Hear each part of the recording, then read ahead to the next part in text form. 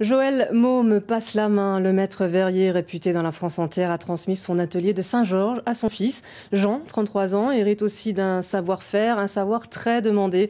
Après 150 ans d'existence, les vitraux de la plupart des églises arrivent en fin de vie. Le marché se porte bien, il s'exporte même. Isabelle Femme, Mustapha Tafnil.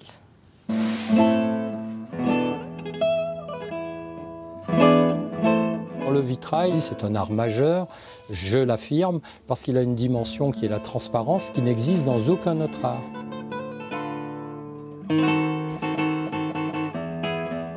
C'est un métier qui demande beaucoup de constance.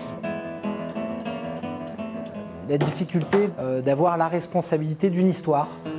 Une histoire entre un père et son fils. Une histoire d'artiste verrier qui a commencé en 1852. Elle s'est poursuivie dans l'obscurité des églises et des cathédrales et s'est épanouie dans la création contemporaine chez de riches amateurs d'art. Au pied de Fourvière, sur les bords de Saône, l'atelier de Joël Môme vit sereinement cette transmission. Il faut aimer ce métier, il faut que la passation se fasse non pas pour hériter d'une certaine aisance ou d'un travail intéressant pour le père, mais faire soi justement cette passion. Et c'est ce qui se passe quand même avec Jean. Et donc après, tu prendras le relais parce que... Après un BTS Action commerciale, 2 CAP Technique du verre et décor du verre, le fils Jean commence à écrire la suite de l'histoire à l'étranger.